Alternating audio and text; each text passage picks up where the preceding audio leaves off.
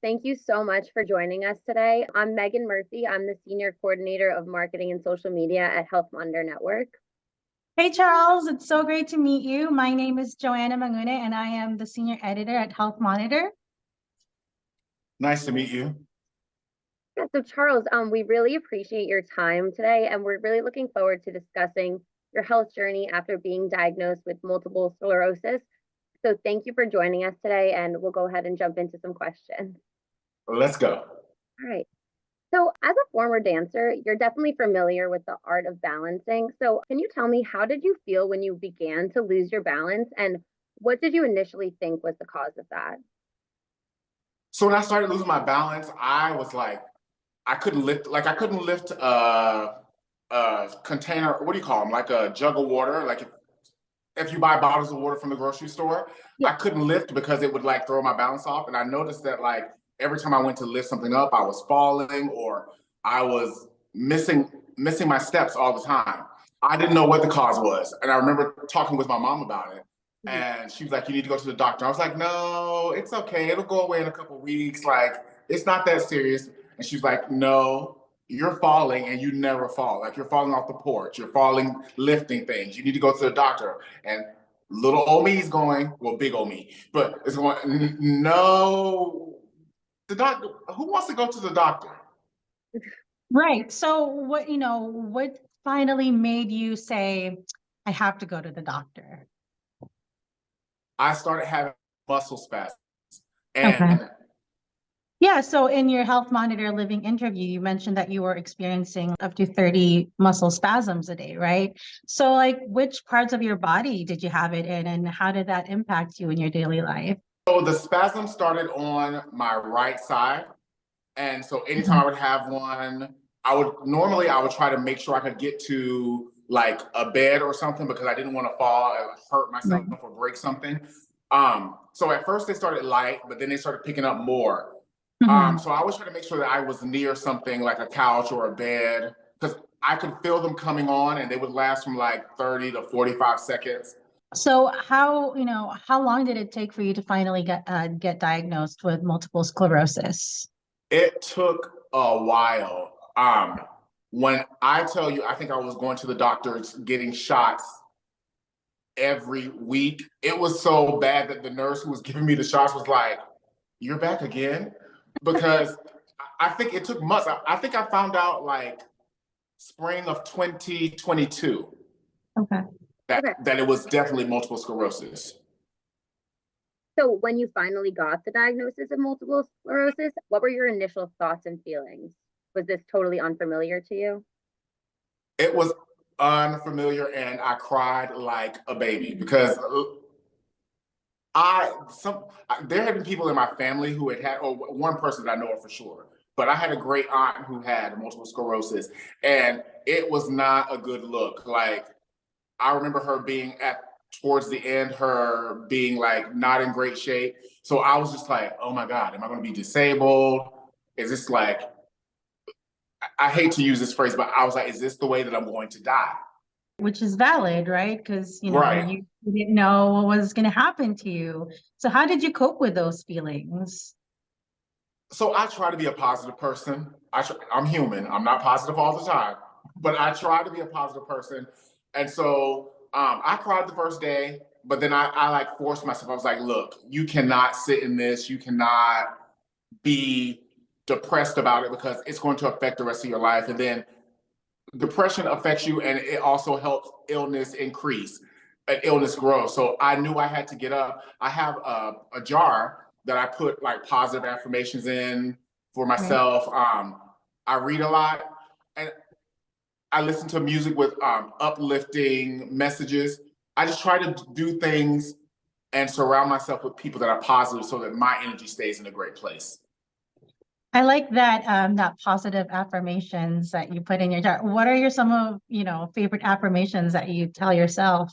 Oh my gosh, like some of them are like, you're a star, you got this. They're simple, you know what I mean? It's just like, and I write them, and then some days I go back and I pick them out and read them. Some days I don't write anything, I just go back and read what I wrote just to like keep me lifted. I love that. So, earlier you mentioned your mom was actually the one who like encouraged you to, like, you have to go to the doctor. So yeah, tell us more about your mom. She sounds amazing. And how did she help you with your diagnosis? So my mom is amazing. um, and she just made sure that like she actually is probably more versed with this than I am because like even now, like I'll start getting like right before I can take my medication, I forget because it's a monthly injection. And I'm like, I have a headache. Why am I so tired this week? She's like, oh, you take your medicine on da da da da. You take your medicine Saturday. I'm like, oh, I forgot about that. So like even now she reminds me that I need to take my medicine, or she's like, you just took your medicine. It's going to take a couple of days. You'll be all right.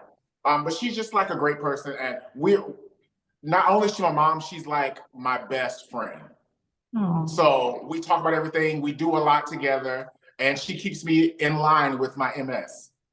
I love that. So, how is it important for everyone to have like a good support system like you have, with your mom, right? Like dealing with MS. You definitely have to have a good support system because MS is hard, and I know it affects everybody differently. I know for me, I get tired easily, and it's just nice to have somebody who can like, who you can call, even if they can't do anything for you, but somebody you can talk with who can lift you up, make you feel better, even if you're down and in bed. You just have to have positive, loving people around you. Yeah, no, Right. definitely. So I feel like you definitely have to have a great support system, and I feel like you have to keep yourself busy with some hobbies. So you now work as a celebrity chef and a food blogger, but can you just tell me how you got into that career path and what led you there? Okay, so this is back to mom. Once I got diagnosed, or I don't know if I was diagnosed yet, but we kind of knew where it was going. So I love to cook. I've always loved cooking. It's like a passion it's like one of those projects, like, we choose career paths, but like, The you passion. like it, but cooking is like really the passion that I probably should have went for. But so while I was ill and we couldn't figure out what was going on, I asked my mom, I was like, do you think I should food blog? And she was like, why not? I was like, well, I don't want anybody to think they're like, I'm trying to do something they're doing. And she said in not so nice words, why do you care what people think? And I was like, oh, you're right. So I started food blogging. And at that point, I was just like taking pictures of every step. I would do a recipe and take pictures of every step. And this production company out of Canada reached out and asked they asked me to fill out an application for a television show called Great Chocolate Showdown. Mhm. And I went through their audition process and they chose me. Wow, that's awesome. Yes. So yeah, tell us about your diet. How was it before diagnosis and how is it now? And do you think your diet affects, your MS? So diet definitely affects. And so my diet, it's up and down. I'm going to be honest. um, it's up and down. I try to be health cautious. I try to eat, food that is better for me. But with this food blog, sometimes the recipes are not so healthy. Mhm. But when I'm not cooking for the food blog, I try to make sure I'm like maintaining a healthy diet because that also helps you. That also helps me with the MS. Mhm. Right. So you have a very realistic diet, not like a very strict one, because we all have to, live a little. Listen, life is short. Like, I don't want to eat a salad every day of the week. Okay. Some days I might want a couple slices of pizza. All right. And I might want it to be loaded. No, exactly. But back to the food blog because it seems like it's such a big passion of yours. So, how did starting your blog, Charlie Space, change your outlook and your MS journey?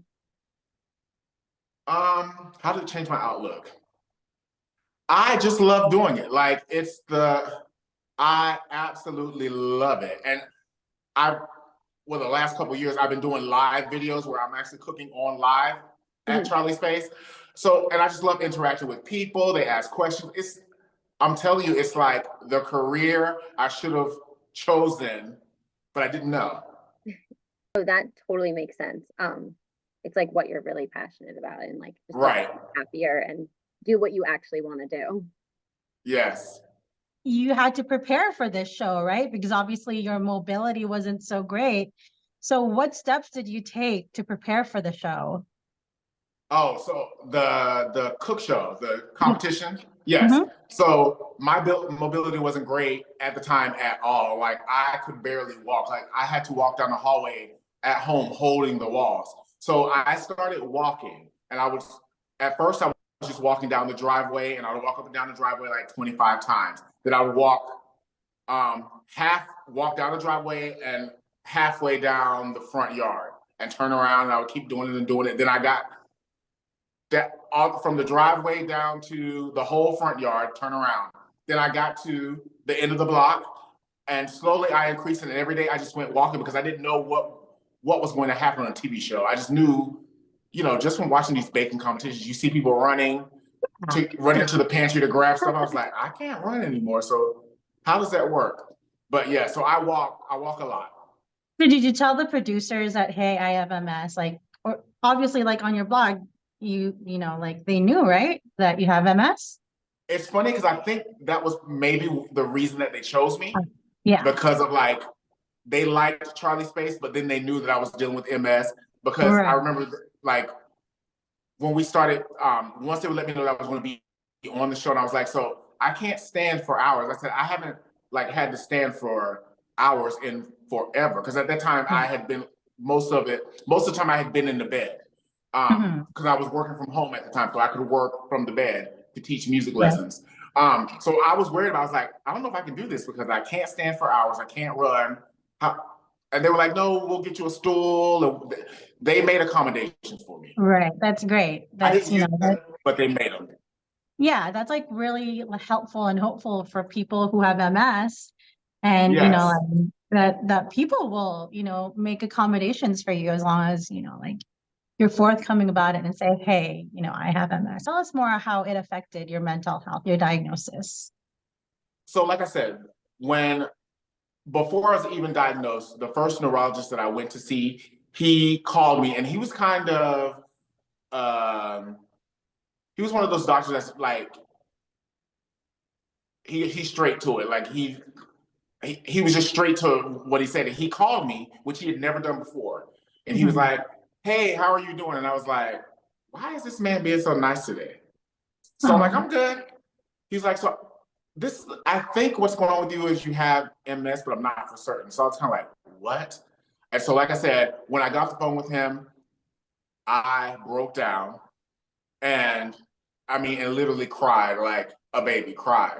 But then, like I said, that's my personality. Like things will bother me for a moment, and then I know I'm like, no, you can't lay in this. You can't wallow in this. You got to get up and keep living your life to the best of your ability. You can't allow this to come in and take over.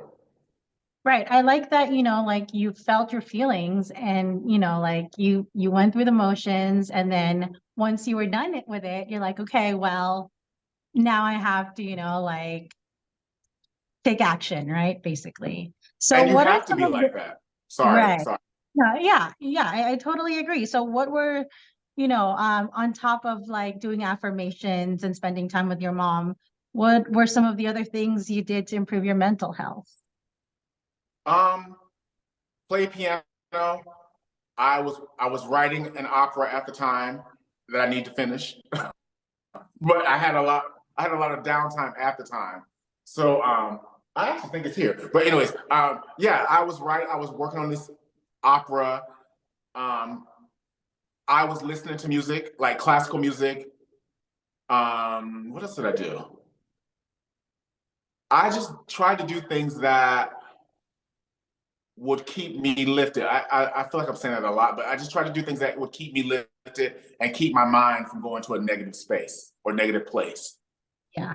Yeah, no, I think that makes total sense. You just kind of have to focus on the things that make you happy when you're going through Right. something that's really a hard thing to go to, is getting a diagnosis. Can you let me know, what would you say is the biggest lesson that you learned so far on your MS journey? Don't be so hard on yourself. Because before I was sick and dealing with the MS, I could dance a little, I could perform more, and MS changed my body. Mhm. So don't be so hard on yourself. Be thankful for what you do have and find a way to work with it.